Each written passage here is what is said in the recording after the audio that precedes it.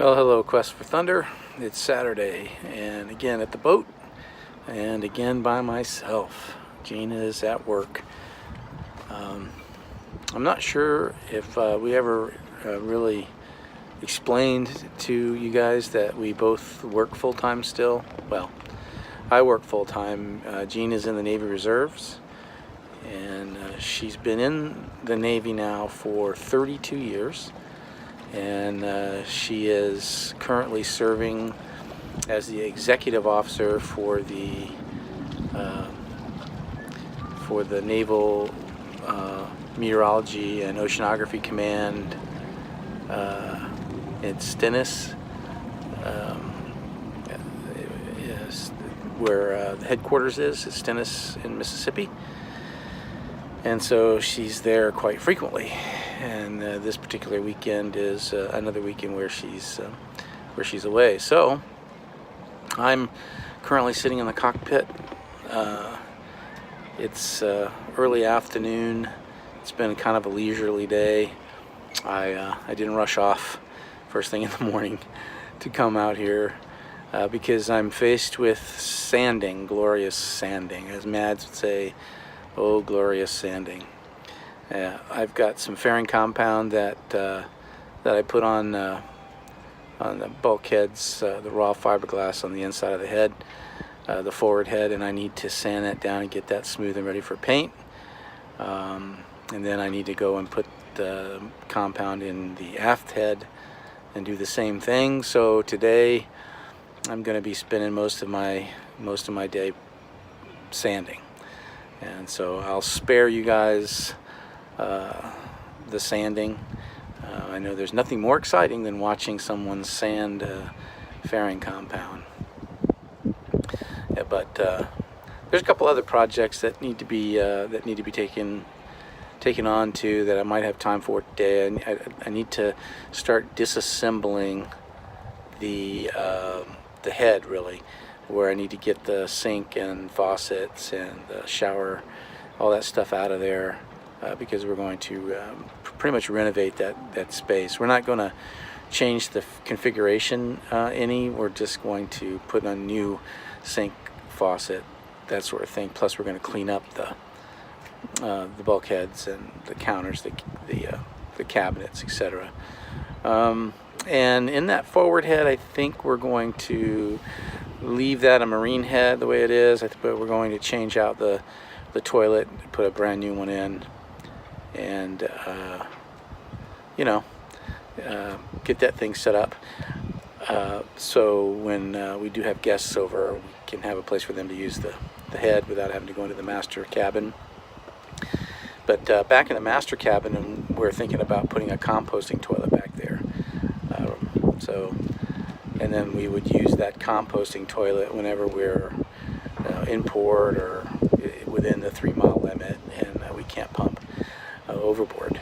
That way we don't have to carry a lot of effluent around with us in the holding tank, which just turns me off, just the idea of having stuff in the holding tank. So that forward head will be permanently set up to go directly overboard, and the aft head would be what we would use when we're in port, or, well, when we're in close to shore, maybe at anchor or something. When we're in the marina, we'll just use the marina facilities. Anyway, so that's what we're up to today, and as I get going with stuff down below, I'll sure to get some footage for you, and anything comes up, I'll bring up to speed on what we're doing today. And once I get the sanding finished, I'll show you what the finished product looks like. All right, well, I'll talk to you later. Okay, Quest for Thunder, here we are at the boat. Again, I was saying that painting was going to be, sanding was going to be the thing today. And I've got this predicament here that I have been trying to figure out for some time. Here's the mast right here. And it comes up, it's a keel step mast, so it comes through the upper deck, all the way down through the floor, and then it's stepped to a pedestal right down there. I think you can see it. Yeah. Okay. I've been on board the boat when there's been significant rain. We don't get any water coming in around the boot of the mast, which is up in there. Okay, so we don't get any water coming down the mast. I'm constantly finding water in this little bilge area right here. It's a very small little bilge area. It's right around the mast, where the mast is, and where we have some connections. There's a pump right there. That's the shower sump pump, which actually doesn't function. I have to replace it. But this water that you see in here, I cannot for the life of me figure out where this is coming from. Now, I have been in the boat when it's rained and this was dry and there was no water. Okay, and there was no water coming into the boat and this was dry. And I've come to the boat after, you know, rainstorms and found no water. And then there are times when I'll come to the boat and I'll find water in here. Now this amount of water that's in here right now is probably about 2 or 3 gallons worth of water. Now there's no bilge pump in here in this section, and there are some weep holes in the back that are supposed to, I guess, drain to the aft bilge, but I don't think it works, and we have to get this floor up to be able to find out what's going on. And underneath that hatch that you see right there, this hatch is underneath there is the water tank, and it's a big water tank. It's 160 gallons, so it takes up pretty much that whole floor, and you can't really see what's under it. You certainly can if you open that hatch. It's just access to the inspection port for the water tank. But the bilge for the engine room bilge, the bilge compartment, is over here, and that's pretty dry. I mean, there's really no water in there. So it's not like it's dripping from like maybe the seal, you know, the dripless or the cutlass bearing or any of that, and filling up the bilge and then working its way forward into this bilge. It's because there's no water in there. So I don't get it. I am at a total loss. So if anybody's got any ideas, you know, please post them in the comments below. This is an in-mast furling mast, so up in the upper portion of the mast it is open, but I don't believe that it extends down into the internals of the mast. I think the opening up top side only goes to a certain spot and then it's closed. So I don't think there's water coming into the mast and coming out down around the bottom of the mast, unless there's, you know, something at the top. But again, like I said, I've been in the boat when it was raining pretty good, and I haven't seen any water coming out from the base of the mast. So I am completely at a loss for what in the world this water is. And it's got this like this scum on top of it too, and it has a pretty bad odor. So I can't figure out where it's coming from. Anyway, got any ideas? Let me know. Alright, well, partially done. You can see where I've sanded down the fairing compound, and these areas here where the fiberglass is exposed are high spots. So they're smooth. It's really smooth right here, just like the other, just like in the main salon. So that one's a little high right there, so to knock that down. So yeah, anyway, I finished this. I got to do underneath here. You see where the ridges are, or where I laid up the stuff, so I got to still sand up underneath there. And then once we're done with the sanding in here, then we're going to put a hard acrylic type oil-based paint on here, so with a fungicide in it to help prevent mold and mildew, since this is a wet space. But as I was mentioning, all these fixtures, this old shower fixture and the sink, and look in there, it's just ridiculous. It just needs to be replaced. All the stuff, it's old and it's corroded. It's all light. But we've done the overhead. We've redone the overhead here. I need to put the new Dorade cover in. I get the new Dorade cover on. Yeah, so that's the plan in here. Get rid of this old mirror, which is also deteriorating around the edges, and and then replacing this old toilet here, this old rattan. So there we go. That's what we're up to. All right, Quest for Thunder. That's a wrap for the day. Almost finished with the sanding in the forward head. Did everything I can do with the orbital sander. Now I got to get in there and do some stuff by hand.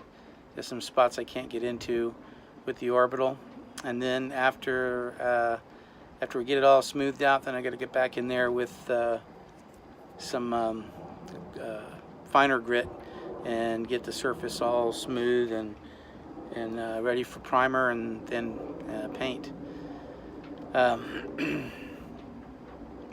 Once we finish with this one, then we'll move into the aft head and repeat the process.